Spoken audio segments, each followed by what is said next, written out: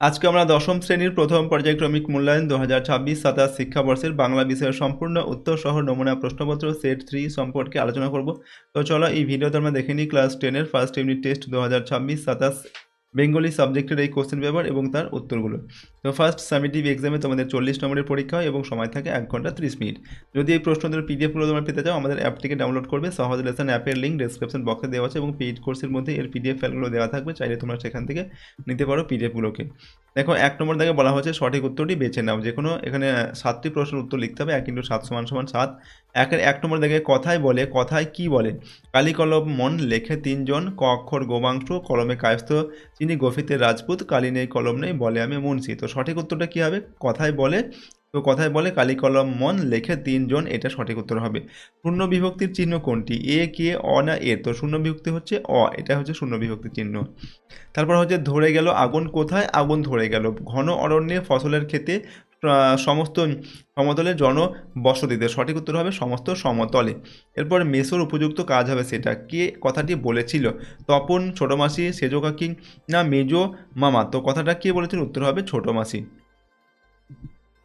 তপন তার ছোট মাসির চেয়ে কতটা ছোট? উত্তর এখানে অপশান রয়েছে, দেখো বছর 7 বছর 8 বছর 5 সমান বয়সী। তো কতটা ছোট? না বছর 8 ছোট, ঠিক আছে, অপশান খ। অনুসর্গ ও বিভক্তির মধ্যে প্রধান সাদৃশ্য হলো উভয়েই শব্দ, উভয়েই চিহ্ন, উভয়েই শব্দকে পদে পরিণত করে, উভয়ের শব্দের সঙ্গে জুড়ে বসে। তো কী হবে সঠিক উত্তর? উভয়ের শব্দকে পদে পরিণত করে। তারপর দেখো তারপর যুদ্ধ এলো, রেখাঙ্কিত পদটি হলো কর্তৃকারকের শূন্য বিভক্তি, কর্মকারকের শূন্য বিভক্তি, অধিকরণ কারকের শূন্য বিভক্তি, করণ কারকের শূন্য বিভক্তি। তো তারপর যুদ্ধ এলো, রেখাঙ্কিত পদটা হচ্ছে কর্মকারকের শূন্য বিভক্তি। পরবর্তী প্রশ্ন 2 নম্বর দাগে কম বেশি 20টি শব্দের মধ্যে উত্তর লিখতে হবে। 1 × 8 = 8। সভ্যের বর্বর লোভ কি নগ্ন করেছিল? তো সভ্যের বর্বর লোভ নিজের নির্লজ্জ অমানুষকে নগ্ন রূপে প্রকাশ করেছিল। রত্নের মূল্য জহরির কাছেই। রত্ন ও জহরি বলতে কাকে কি বোঝানো হয়েছে? তো রত্ন বলতে মূল্যবান পাথর বোঝায়, জহরি বলতে বোঝায় জহর অর্থাৎ রত্ন বিশেষজ্ঞকে, ঠিক আছে। কিন্তু দেখো জ্ঞানচক্ষু গল্পে রত্ন বলতে তপনের লেখা গল্পকে, আর জহরি বলতে তার ছোটো মাসির স্বামী তথা নতুন মেসোমশাইকে বোঝানো হয়েছে। তারপর হচ্ছে সেই মেয়েটির মৃত্যু হলো না। কোন মেয়েটির মৃত্যু হলো না? তো এখানে দেখো সেই মেয়েটি বলতে অসুখী একজন কবিতায় কথকের জন্য অপেক্ষারত মেয়েটিকে বোঝানো হয়েছে।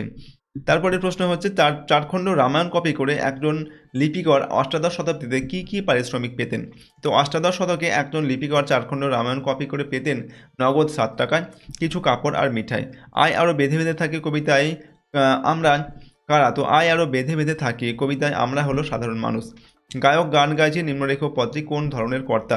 এটা হচ্ছে সমধাতুজ কর্তা। তারপর কারক শব্দটির ব্যুৎপত্তি কী? তো কারক শব্দটির ব্যুৎপত্তি হলো, এখানে লিখবে যে ক্রি যোগ অক সমান কারক। পরের প্রশ্ন কর্মের বিপসা বলতে কী বোঝায়? উদাহরণসহ লেখন। তো বাক্যে কর্মের পুনরাবৃত্তিই কর্মের বিপসা। উদাহরণ হচ্ছে যা যা শুনছি এখনও মনে রেখেছি, যা যা শুনেছি এখন মনে রেখেছি। 3 নম্বর দাগে কম বেশি 60টি শব্দের উত্তর লেখো, যে কোনো একটি। 3 × 1 = 1। এলো ওরা লোহার হাতকড়ি নিয়ে, ওরা বলতে কাদের বোঝানো হয়েছে? ওদের আসার ফলে কি হয়েছিল? তো রবীন্দ্রনাথ ঠাকুরের আফ্রিকা কবিতায় ওরা বলতে পাশ্চাত্য সাম্রাজ্যবাদী শক্তির ঔপনিবেশিক শাসকদের বোঝানো হয়েছে। ওরা আসার ফলে কি হয়েছিল? এই পংক্তিটি সাম্রাজ্যবাদী আগ্রাসন, দাস ব্যবস্থার চরম পাশবিকতাকে তুলে ধরে।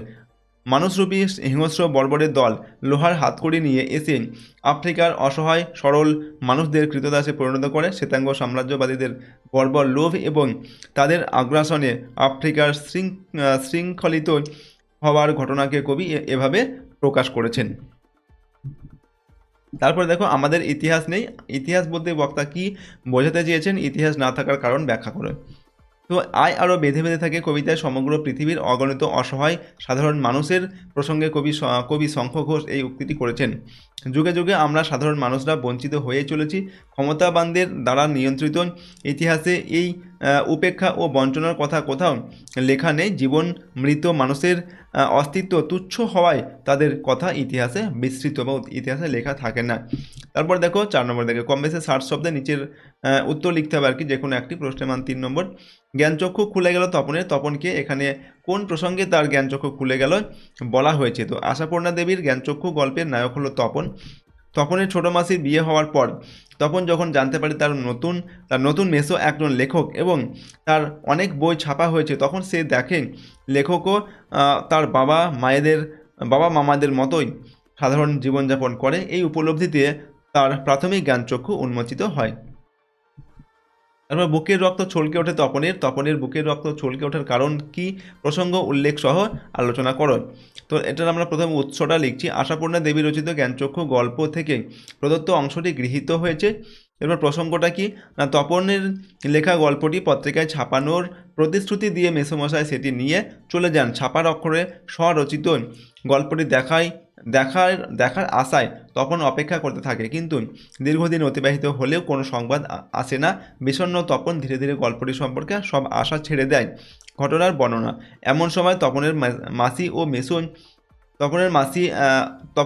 ও মেসো হাতে করে সন্ধ্যাতারা পত্রিকা নিয়ে তপনদের বাড়িতে হাজির হয়। উত্তেজনায় তপনের বুকের রক্ত ছলকে ওঠে।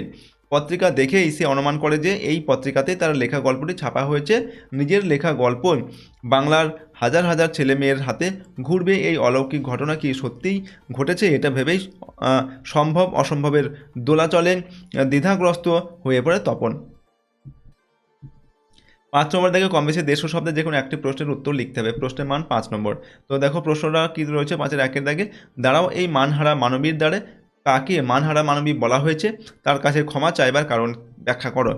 দেখো কবির মানহারা মানবী হলো আফ্রিকা, যা নিপীড়িত মানবাত্মার প্রতীক। পাশ্চাত্য ঔপনিবেশিক সভ্যতা তাকে শোষণ করে তার মর্যাদা ও আত্মসম্মান ধূলিসাৎ করেছে। রবীন্দ্রনাথের এই পংক্তিগুলি তার প্রতিবাদী ও মানবতাবাদী কবিসত্তার চূড়ান্ত প্রকাশ। বিশ্বব্যাপী হিংস্র প্রলাপের মাঝে কবি এই অত্যাচারের একমাত্র প্রায়শ্চিত্ত হিসাবে ক্ষমা ভিক্ষার কথা বলেছেন।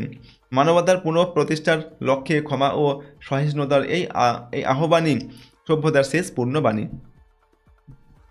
5-এর 2 নম্বর, বৃষ্টিতে ধুয়ে দিল আমার পায়ের দাগ। পায়ের দাগ বলতে কী বোঝানো হয়েছে, উদ্ধৃতাংশের মূল বক্তব্যটি পরম্পরা অনুযায়ী ব্যাখ্যা করো। তো বৃষ্টির জলে পায়ের দাগ ধুয়ে যাওয়া বলতে এখানে সময়ের সাথে কথকের স্মৃতি বা অস্তিত্বের চিহ্ন তার জন্মভূমি থেকে ক্রমশ ফিকে হয়ে আসাকে বোঝানো হয়েছে। উদ্ধৃতাংশটি বিচ্ছেদ সত্ত্বেও সময়ের স্বাভাবিক গতির ইঙ্গিত দেয়। কথক দূরে চলে গেলেও জীবন থেমে থাকে না। নিরন্তর বৃষ্টিতে কবির চলার পথের পদচিহ্ন মুছে যায় এবং রাস্তায় ঘাস জন্মায়। এর মাধ্যমে বোঝানো হয়েছে যে বহু সপ্তাহ বছর কেটে গেছে এবং প্রকৃতির স্বাভাবিক নিয়মে কবির চলে যাওয়া স্থায়ী বিচ্ছেদে পরিণত হয়েছে। 6 নম্বর থেকে কম বেশি 150 শব্দ এখানেও একটি প্রশ্নের উত্তর লিখতে হবে। প্রশ্নের মান 5 নম্বর। জ্ঞানচক্ষু গল্পে তপনের জীবনের সবচেয়ে সুখের দিনটি কীভাবে দুঃখের দিনে পরিণত হলো তা নিজের ভাষায় লেখুন। তো তপনের সুখের দিনটি কী ছিল না, লেখক মেসোমশাইয়ের বদান্যতায় সন্ধ্যাতারা পত্রিকায় তপনের লেখা গল্পটি ছাপার অক্ষরে প্রকাশিত হয়। এই দিনটি প্রাথমিকভাবে তার জীবনের সবচেয়ে সুখের দিন হয়ে উঠেছিল। দুঃখের দিন কেন না, কিন্তু প্রকাশিত গল্পটি পড়তে গিয়ে সে আবিষ্কার করে যে মেসোমশাই তার গল্পটি পুরো বদলে দিয়েছেন। নিজের লেখা না দেখতে পেয়ে এই ভয়ঙ্কর আনন্দ এক লহমায় গভীর দুঃখে পরিণত হয়। তারপর দেখো, আমরা কালিও তৈরি করতাম নিজেরাই। লেখকরা কীভাবে কালি তৈরি করতেন তা প্রবন্ধ অনুসরণে লেখন।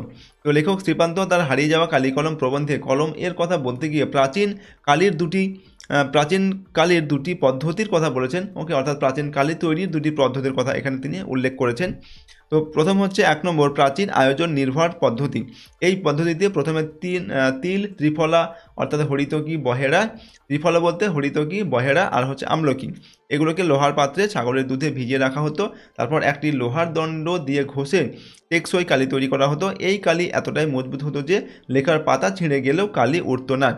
আর 2 নম্বর হচ্ছে লেখকদের সহজ পদ্ধতি যেটা ছিল কালি তৈরি, সেটা কি, রান্নাঘরের কাঠের উনুনের কড়াইয়ের তলায় জমে থাকা ভূষো কালি লাউ পাতা দিয়ে ঘষে তুলে পাথরের বাটিতে রাখা জলে গুলে কালি তৈরি করা হতো। কেউ কেউ হরিতকি ঘষে এবং পোড়া আতপ চাল গুঁড়ো করে মিশিয়ে দিতেন। সবশেষে খুন্তিকে লাল করে পুড়িয়ে সেই জলে ডোবালে জল ফুটে উঠত। ঠান্ডা হলে ন্যাকড়া দিয়ে ছেঁকে দোঁয়াতে ভরে নেওয়া হতো এই স্বহস্তে তৈরি কালি। 7 নম্বর থেকে কম বেশি 150 শব্দে একটি প্রশ্নের উত্তর লিখতে হবে। এখানে প্রশ্নের মান 5 নম্বর। আজ বারুণী বলতে কী বোঝো? বারুণীর দিনে গঙ্গার ঘাটে ঘাটের যে বর্ণনা কোনি উপন্যাসে রয়েছে তা সংক্ষেপে লেখো। তো এটি হিন্দুদের একটি ধর্মীয় উৎসব। এই দিনে মনস্কামনা পূরণের ইচ্ছায় গঙ্গা দেবীর উদ্দেশ্যে কাঁচা ফল দান করা হয়।